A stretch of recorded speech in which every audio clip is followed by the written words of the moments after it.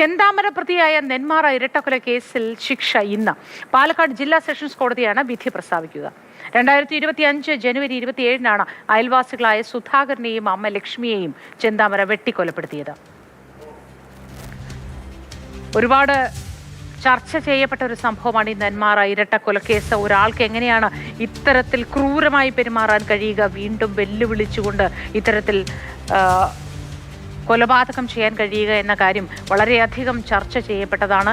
അതുപോലെ തന്നെയാണ് ഭയപ്പെട്ടതുപോലെ നമ്മൾ കോടതിയിലും വെല്ലുവിളി കണ്ടതാണ് ചെന്താമരയുടെ. ഇന്നാണ് ആ ദിവസം. ഗോകുൽ VS വിവരങ്ങളുമായി ചേരുന്നുണ്ട്. Gokul, good morning. ചെന്താമര എന്ന കൊടും ക്രൂരന് ശിക്ഷ വിധിക്കുന്ന ദിവസമാണ്. മലയാളം കാത്തിരിക്കുന്നു ശിക്ഷ എന്താണെന്നറിയാൻ.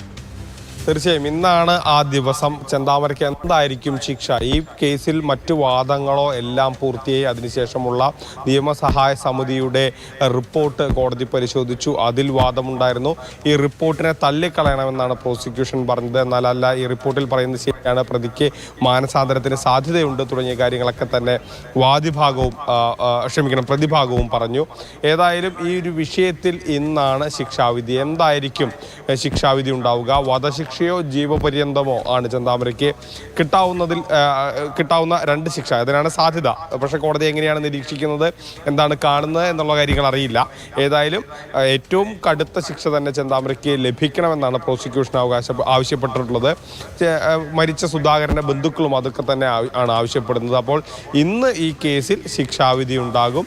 എന്തായിരിക്കും ചെന്താമരയ്ക്ക് ലഭിക്കാൻ പോകുന്ന ശിക്ഷ എന്ന് ആകാംക്ഷയോടുകൂടി തന്നെയാണ് കേരളം ഒന്നടങ്കം കാത്തു നിൽക്കുന്നത്. കാരണം അത്രമാത്രം വലിയൊരു കൊലപാതകമാണ്. മനുഷ്യ മനസാക്ഷിയെ ഞെട്ടിച്ച ഒരു കൊലപാതകമായിരുന്നു നെന്മാറ പോത്തുണ്ടി ഇരട്ട കൊലപാതകം.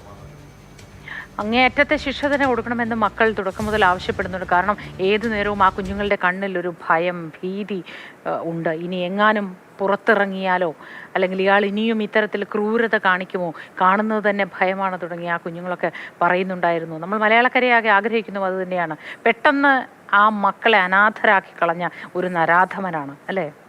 തീർച്ചയായും വളരെ പെട്ടെന്ന്, അതായത് ഒരു ദിവസം വരുമ്പോൾ ആരുമില്ലാതെ ആകുന്ന ഒരു അവസ്ഥ, അതാണ് ആ കുട്ടികൾക്കുണ്ടാവുക.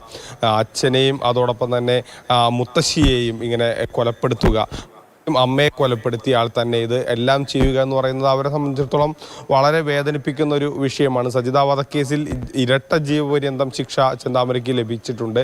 അതിന് പിന്നാലെയാണ് ഇപ്പോൾ ഈ സംഭവം ഉണ്ടായത്. അപ്പോൾ അത് ഈ കേസിലും ഏറ്റവും ഉയർന്ന ശിക്ഷ തന്നെ ചെന്താമരയ്ക്ക് ലഭിക്കണമെന്നാണ് കേരളം ഒന്നടങ്കം ആഗ്രഹിക്കുന്നതും അങ്ങനെ ഒരു വിധി വരുന്നതിന് വേണ്ടി തന്നെയാണ് കാത്തിരിക്കുന്നതും. ഏതായാലും ഈ വധശിക്ഷ വരെ കിട്ടാവുന്ന കേസുകളിൽ പല നടപടിക്രമങ്ങളും കോടതിയുടെ ഭാഗത്തു നിന്നുണ്ടാകും. പ്രധാനമായും നിയമസഹായ സമിതിയുടെ റിപ്പോർട്ട് തേടുക, അതോടൊപ്പം തന്നെ ഈ പ്രതിക്ക് മാനസാന്തരത്തിന് സാധ്യതയുണ്ടോ തുടങ്ങിയ കാര്യങ്ങളൊക്കെ തന്നെ തേടുക. അങ്ങനെയുള്ള റിപ്പോർട്ടുകൾ ഉണ്ടാകും. ആ റിപ്പോർട്ടുകളൊക്കെ ശേഖരിക്കും. അത്തരത്തിലുള്ള റിപ്പോർട്ടുകളൊക്കെ തന്നെ കോടതി ശേഖരിച്ചിരുന്നു. അതിൽ രണ്ട് റിപ്പോർട്ടുകൾ ചെന്താമരയ്ക്ക് എതിരാണ്.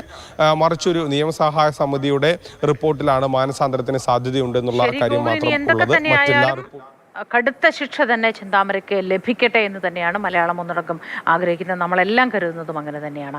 ഗൂഗിൾ VS ആണ് വിവരങ്ങൾ പങ്കുവച്ചത്.